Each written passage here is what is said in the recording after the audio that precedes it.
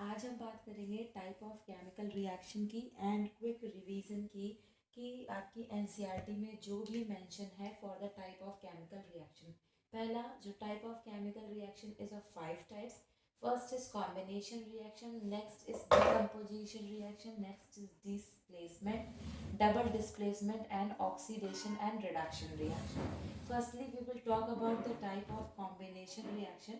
तो combination reaction as it's name indicate, combination reaction means कि जब भी कभी दो चीज़ें आपस में मिलती हैं तो वो कंबाइन करके एक नई चीज़ बनाती हैं, दैट इज कॉम्बिनेशन रिएक्शन। और कॉम्बिनेशन रिएक्शन के टाइम पे हीट जो है वो रिलीज होगी। जैसे यहाँ पे क्विक लाइन जो आपका चूना है and calcium oxide, formula is CaO। When ये रिएक्ट करता है पानी से तो it forms the slagged lime और द कैल्शियम हाइड्रोक्साइड। एंड ये आपका जो स्लैग्ड लाइम है, ये स्लैग्ड लाइम का सोल्यूशन यूज किया जाता है वाइट वॉशिंग के लिए। अगर आपको क्वेश्चन पूछेगा कि what we use for the white washing, तो आपका quick lime is used and उसको वाटर में मिला के एक स्लैग्ड लाइम का सोल्यूशन बनाते हैं, जो सोल्यूशन वाइट वॉशिंग के लिए यूज होता है। वाइट वॉशिंग कर जाने के 2-3 दिन के बाद आपका जो कैल्शियम ऑक्साइड है, ये सोल्यूशन जो है ये कार्बन डाइऑक्साइड से रिएक्ट करता है और ये फॉर्म करता है कैल्शियम कार्बोनेट का। And formula is the CaCO3, that is the calcium carbonate. And इसके साथ वाटर के मॉलिक्यूल्स बनते हैं। तो ये आपका जो है वो कॉम्बिनेशन रिएक्शन हो गया। अब इसके साथ ही दो और रिएक्शन है। The reaction is the exothermic reaction and the endothermic reaction. यानी कि exo means out, thermic means heat. ऐसा रिएक्शन जिसमें हीट निकल रही होगी वो है एक्सोथर्मिक रिएक्शन। और एंडो जिसमें हीट इन्वॉल्व होगी जिस प्रोसेस में, that is the endothermic reaction. According to your NCERT book, exothermic reaction में आता है आपका respiration. Your respiration is the endothermic reaction. या फिर आपका जो डिकम्पोजिशन ऑफ वेजिटेबल है और vegetable matters into the compost है, that is also an example of the exothermic reaction. Okay, तो यहाँ पे एक एक्सोथर्मिक रिएक्शन का फॉर्मूला है कि जब नेचुरल गैस बर्न होती है, like when the combination reaction के बाद दूसरा जो हमने शुरू करना है वो है अपना डीकम्पोजिशन रिएक्शन। डीकम्पोजिशन मीन्स कि कभी भी अगर किसी कंपाउंड का कंपोजिशन ब्रेक हो जाता है bye using the thermal power या हीट या इलेक्ट्रिसिटी या फिर लाइट की वजह से, तो उसे हम डीकम्पोजिशन रिएक्शन कहते हैं। अब आपकी एनसीईआरटी में थर्मल डीकम्पोजिशन के लिए पहला रिएक्शन जो दिया है वो ये है कि आपका ferrous sulphate heptahydrate, ferrous sulphate heptahydrate जो कि आपकी स्कूल की लैब में ग्रीन कलर का कंपोनेंट है, जब हम उसे हीट प्रोवाइड करते हैं तो सबसे पहले इसका जो हाइड्रेट है, यानी 7 मॉलिक्यूल ऑफ इसके जो हाइड्रो वाटर मॉलिक्यूल हैं वो पहले रिमूव आउट होते हैं। उसके बाद ये सफ़ेद से वाइट से कलर में चेंज हो जाता है और उसके कुछ टाइम के बाद जब ये रिएक्शन करता है तो ये ferric oxide SO2 and SO3 में चेंज होगा। यहाँ पे आपका इसका name ferrous sulphate heptahydrate green colour का था, पहले वो अपने एनहाइड्रस फेरस सल्फेट में चेंज हुआ, यानी कि हीट प्रोवाइड करने के बाद इसमें का वाटर 7 वाटर मॉलिक्यूल जो था पहले वो निकल गया और उसके बाद अब ये सॉलिड ब्राउन से कलर का फेरिक ऑक्साइड बना लेगा जिसका फॉर्मूला होगा Fe2O3। और दो तरीके की गैस बनेंगी, that is sulphur dioxide and sulphur trioxide. दूसरा जो इम्पॉर्टेंट रिएक्शन गिवन है इन योर एनसीईआरटी वो है break down of the limestone. यानी आपका जो कैल्शियम कार्बोनेट है वो कैल्शियम कार्बोनेट हीट के रिएक्शन के बाद क्विक लाइम और कार्बन डाइऑक्साइड में ब्रेक हो जा रहा है। अब इसके बाद जो नेक्स्ट रिएक्शन है उस नेक्स्ट रिएक्शन का है कि पोटेशियम क्लोरेट, आपका जो पोटेशियम क्लोरेट है जब इसको हीट प्रोवाइड करते हैं मैग्नीज डाइऑक्साइड कैटलिस्ट के प्रेजेंस में, तो ये पोटेशियम क्लोराइड में चेंज हो जाता है और यहाँ से ऑक्सीजन गैस निकलती है। दूसरा आपकी एनसीईआरटी में गिवन है कि आपका जो लेड नाइट्रेट है, lead nitrate the formula is PbNO3 का होल चॉइस। लेड नाइट्रेट जो कि कलरलेस होता है जब हम इसे हीट प्रोवाइड करते हैं तो ये लेड ऑक्साइड में चेंज जाता है और येलो से कलर का पाउडर बनाता है और उसके बाद नाइट्रोजन डाइऑक्साइड की ब्राउन कलर की फ्यूम निकलती है। ये क्वेश्चन आपके बोर्ड एग्जाम में पूछने के चांसेस हैं कि जब ब्राउन कलर की किस गैस की फ्यूम निकलती है, तो जब हम लेड नाइट्रेट को बर्न करते हैं तो जो गैस निकलती है वो नाइट्रोजन डाइऑक्साइड निकलती है और उसकी फ्यूम जो होती है वो ब्राउन कलर की होती है। अब थर्मल डिकम्पोजिशन के बाद ये 3-4 रिएक्शन जो है थर्मल डिकम्पोजिशन के, ये एग्जाम के पॉइंट ऑफ व्यू से बहुत इंपॉर्टेंट है। नेक्स्ट फिर इलेक्ट्रोलाइसिस, तो break down of water molecule by acidified water, यानी कि आपका जो electrolysis, lysis means break down, electro means electricity, जब वाटर के कंपोनेंट का ब्रेक डाउन हो जाए इलेक्ट्रिसिटी को यूज करके तो वो आपका इलेक्ट्रोलाइसिस है। और ये क्वेश्चन भी एग्जाम में बहुत पूछता है। यहाँ से एक क्वेश्चन पूछता है कि why we add the sulphuric acid that is H2SO4। यहाँ पे एसिडिफाइड वाटर का मतलब सिर्फ इतना है कि उसमें एक एसिड ऐड कर दिया गया है और एसिड जो है वो है H2SO4। तो break down of water molecule by using the acidic water, और वाटर के अंदर है H2SO4 और वाटर में एसिड डालने का सिर्फ इतना रीज़न है कि ये जो है ये आयंस में ब्रेक हो जाते हैं और उसके बाद फिर ये इलेक्ट्रोलाइसिस की प्रोसेस को तेज कर देते हैं। तो इसके लिए हम एक प्लास्टिक मग, कभी कभी इसका डायग्राम भी बनाने को आता है। तो इसमें एक प्लास्टिक मग है, उसमें एक तरफ हमने एनोड लगा दिया जो कि पॉजिटिव चार्ज कंटेन करता है और दूसरी तरफ हमने कैथोड लगा दिया। अब जब 6 वोल्ट की बैटरी लगाई और वाटर इसमें फिल कर दिया, वाटर में हमने कुछ ड्रॉप ऑफ H2SO4 ऐड कर दिया। इसके बाद जब हम इसे इलेक्ट्रिसिटी को ऑन करेंगे, स्विच ऑन करेंगे, तो जो आपके ऑक्सीजन और हाइड्रोजन के मॉलिक्यूल हैं वो अपने अपोजिट चार्जेस की तरफ ट्रांसफर होंगे। जैसे आपका hydrogen molecule contains the positive charge तो वो कैथोड पे जाके डिपॉजिट हो जाएगा और oxygen contain the negative charge जो आपके एनोड पे जाके इकट्ठा हो जाएगा। अच्छा, next electrolysis reaction is the electrolysis of the sodium chloride in मॉल्टन state.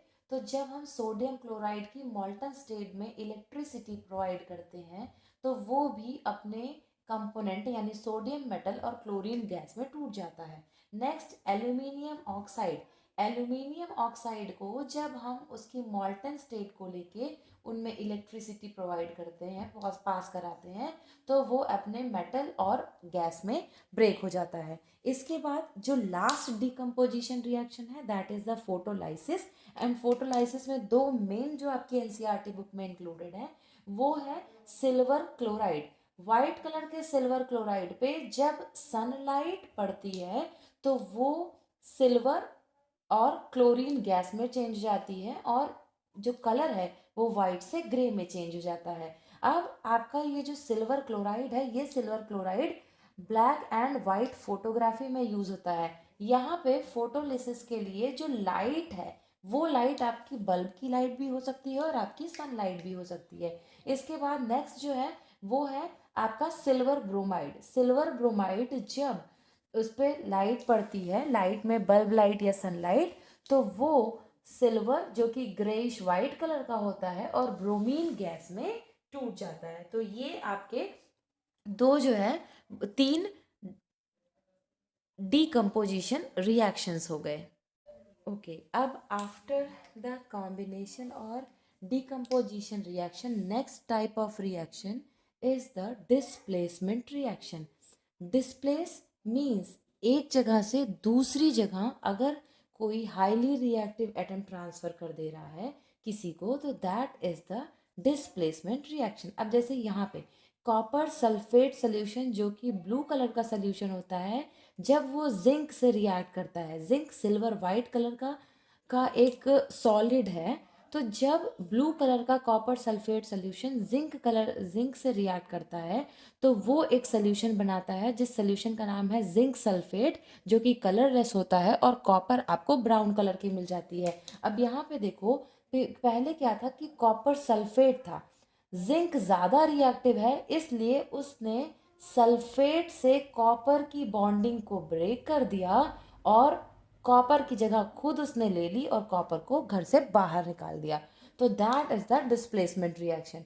उसी तरीके से नेक्स्ट, अब यहाँ पे इम्पॉर्टेंट क्या है, यहाँ पे तो एक तो इट सेल्फ ही आपका डिस्प्लेसमेंट रिएक्शन बहुत इंपॉर्टेंट है, और उसके बाद जो दूसरी चीज़ यहाँ पे इम्पॉर्टेंट है, वो दूसरी चीज़ जो है वो दूसरी चीज़ है कि कौन से रिएक्शन के बाद किस सब्सटेंस का क्या कलर बन रहा है, क्योंकि 1 मार्क के लिए आपका कलर भी पूछेगा. तो यहाँ पे पहले में blue solution copper sulphate solution था जिसने सिल्वरी वाइट कलर की जिंक से रिएक्ट किया. जो नया सोल्यूशन बना जिंक सल्फेट वो कलरलेस हो गया और रेड ब्राउन कलर का कॉपर निकल गया. नेक्स्ट रिएक्शन में जो दूसरा रिएक्शन एनसीईआरटी में गिवन है वो है कि जब कॉपर सल्फेट सोल्यूशन को मैग्नीशियम से रिएक्ट कराते हैं, तो क्योंकि मैग्नीशियम जो है वो कॉपर से बहुत रिएक्टिव है इसलिए मैग्नीशियम भी कॉपर को डिस्प्लेस कर देती है और मैग्नीशियम सल्फेट बनाता है जो कि कलरलेस सोल्यूशन है, और उसके साथ रेड ब्राउन कलर का आपको कॉपर देखने को मिलता है. इसके बाद नेक्स्ट जो सबसे ज़्यादा पूछा जाने वाला रिएक्शन है वो ये है कि कॉपर सल्फेट सोल्यूशन जो कि ब्लू कलर का सोल्यूशन है, जब उनमें आयरन की नेल को डिप करते हैं तो आयरन भी कॉपर को डिस्प्लेस कर देती है और वो बनाती है फेरस सल्फेट सोल्यूशन जो कि ग्रीन कलर का होता है, और आयरन नेल के ऊपर कॉपर की रेड ब्राउन कलर की लेयर चढ़ जाती है. नेक्स्ट जो रिएक्शन है वो है कॉपर क्लोराइड का. कॉपर क्लोराइड ग्रीन कलर का होता है और जब ये लेड जो कि ब्लूइश ग्रीन कलर का है उससे रिएक्ट करता है तो लेड क्लोराइड बनता है जो कि कलरलेस होता है और यहाँ से कॉपर आपकी अलग हो जाती है. तो ये भी डिस्प्लेसमेंट रिएक्शन है. उसके बाद एक और डिस्प्लेसमेंट रिएक्शन है जिसमें सिल्वर नाइट्रेट कॉपर से रिएक्ट करती है. कॉपर क्योंकि सिल्वर से ज़्यादा रिएक्टिव है तो इसलिए कॉपर अब इसकी प्लेस से हटा के कॉपर नाइट्रेट बनाएगी और यहाँ पे दूसरा जो बन जाएगा वो बन जाएगा आपका सिल्वर. अब after the displacement reaction the next reaction is the double displacement reaction. Double displacement तो अब आपको पता ही चल गया है, और 2 बार हो रही है डिस्प्लेसमेंट, यानी कि यहाँ पे ये इंटरचेंज कर लेंगे अपने आप को. जैसे पहला रिएक्शन है sodium sulphate reacts with barium chloride. तो बेरियम और सोडियम दोनों ने म्यूचुअली अपनी प्लेसेस को चेंज कर लिया और बेरियम सल्फेट का वाइट कलर का प्रेसिपिटेट बन गया और यहाँ पे दूसरा जो बन गया वो सॉल्ट बन गया, that is the sodium chloride. Next reaction में जो डबल डिस्प्लेसमेंट हुई जिसमें आपका जो बेरियम क्लोराइड है वो कॉपर सल्फेट से रिएक्ट करता है और ये म्यूचुअली अपनी प्लेसेस को क्या करेंगे, चेंज कर लेंगे, और उसके बाद फिर बेरियम सल्फेट का वाइट कलर का पीपीटी बन गया और कॉपर क्लोराइड बन गया. तो आप यहाँ देख सकते हो कि 2 बार डिस्प्लेसमेंट हो रही है, तो इसलिए इसे हम कहते हैं डबल डिस्प्लेसमेंट. अब नेक्स्ट ये भी आजकल इम्पोर्टेंट क्वेश्चन चल रहा है कि जब हम कॉपर सल्फेट को हाइड्रोजन सल्फाइड गैस से रिएक्ट कराते हैं तो कॉपर सल्फाइड की ब्लैक किस कलर का पीपीटी बनता है, ब्लैक कलर का पीपीटी बनता है, और उसके साथ जो गैस निकलती है वो सल्फ्यूरिक एसिड होती है. तो 2 बार जो डिस्प्लेस हो तो वो है आपका डबल डिस्प्लेसमेंट रिएक्शन. अब इसके बाद नेक्स्ट जो है वो है कि अब देखो ये ऐसा रिएक्शन है जहाँ पे 2 कंपाउंड्स एक के साथ रिएक्ट कर रहे हैं और वो अपने आयंस को एक्सचेंज कर ले रहे हैं। जैसे यहाँ पे सोडियम आयन और सल्फेट है, सोडियम पॉजिटिव है, सल्फेट नेगेटिव है, और यहाँ पे chlorine negative, chloride ion negative, और आपका बेरियम जो है वो पॉजिटिव है। तो ये अपनी आयंस की इंटरमिक्सिंग चेंजिंग कर ले रहे हैं। तो ये आपका, इसलिए इसे हम कहते हैं double displacement reaction. Next reaction जो है वो है कि जब आपका एल्यूमिनियम क्लोराइड, जिसका फॉर्मूला है AlCl3 और टाइप ये एक्वस सोल्यूशन है, जब ये अमोनियम हाइड्रोक्साइड से रिएक्ट करता है तो ये बनाता है एल्यूमिनियम हाइड्रोक्साइड। एल्यूमिनियम हाइड्रोक्साइड की वाइट कलर का पीपीटी बन जाता है, और उसके साथ एक्वस सोल्यूशन जो हमें मिलता है वो एक्वस सोल्यूशन आपका जो है वो एक्वस सोल्यूशन है अमोनियम क्लोराइड। इसके बाद नेक्स्ट और एक और मोस्ट इम्पॉर्टेंट है कि जब लेड नाइट्रेट पोटेशियम आयोडाइड से रिएक्ट करती है तो किस कलर का पीपीटी बनता है। तो आपका जो पोटेशियम नाइट्रेट, लेड नाइट्रेट है, वो जब पोटेशियम आयोडाइड से रिएक्ट करता है तो वो लेड आयोडाइड बनाता है, उसका येलो कलर का पीपीटी बनता है। और उसके बाद जो एक और सब्सटेंस बनेगा वो होगा आपका पोटेशियम नाइट्रेट। तो ये है आपके डबल डिस्प्लेसमेंट की रिएक्शंस जो एग्ज़ाम में पूछे जाने के चांसेस हैं। और सबसे लास्ट में जो सबसे आखिरी टाइप ऑफ रिएक्शन है वो है ऑक्सीडेशन एंड रिडक्शन रिएक्शन। ऐसे ऑक्सीडेशन मीन्स कि अगर किसी रिएक्शन में ऑक्सीजन ऐड हो जाती है, अगर किसी रिएक्शन में ऑक्सीजन ऐड हो जाए या हाइड्रोजन गैस रिमूव हो जाए तो उस रिएक्शन को हम ऑक्सीडेशन रिएक्शन कहते हैं। जबकि रिडक्शन जो है इसका जस्ट अपोजिट होगा। रिडक्शन मीन्स कि या तो हाइड्रोजन गैस जो है वो कहीं पे जाके ऐड हो जाती है या ऑक्सीजन का रिमूवल होता हुआ दिख रहा होता है, तो वो जो रिएक्शन है वो रिडक्शन रिएक्शन है। जैसे इस रिएक्शन में जब कॉपर ऑक्साइड हाइड्रोजन से रिएक्ट करती है तो वहाँ से रिमूवल ऑफ ऑक्सीजन हो रहा है। तो अगर रिमूवल ऑफ ऑक्सीजन हो रहा है तो वो प्रोसेस आपकी क्या है, रिडक्शन है। और उसके बाद हाइड्रोजन में ऑक्सीजन ऐड हो रहा है तो वो, अगर एडिशन ऑफ हाइड्रोजन हो रहा है तो वो, सॉरी, एडिशन ऑफ ऑक्सीजन हो रहा है तो वो आपका रिडक्शन ऑक्सीडेशन रिएक्शन है। यहाँ आप देखो कॉपर ऑक्साइड में से रिमूवल ऑफ ऑक्सीजन हो रहा है इसलिए ये रिड्यूस कर रहा है, और हाइड्रोजन में ऑक्सीजन ऐड हो रहा है इसलिए ये ऑक्सीडेशन शो कर रहा है। जैसे यहाँ पे ऑक्सीजन है ही नहीं, अब हाइड्रोजन सल्फाइड और क्लोरीन गैस जब रिएक्ट कर रही है तो हाइड्रोजन सल्फाइड से हाइड्रोजन का रिमूवल हो जा रहा है, और अगर हाइड्रोजन का रिमूवल हो जाएगा तो वो आपकी ऑक्सीडेशन की प्रोसेस होगी। मतलब इस रिएक्शन में ऑक्सीडाइज्ड सब्सटेंस आपका जो है वो सल्फर है, और क्लोरीन से हाइड्रोजन ऐड हो जा रही है, यानी कि इसका रिडक्शन हो जा रहा है, और ये आपका जो क्लोरीन है वो रिड्यूस्ड सब्सटेंस होगा। तो आई होप ये आपको क्लियर है। वीडियो अच्छी लगी हो या कोई कन्फ्यूज़न हो तो मैसेज ज़रूर करें।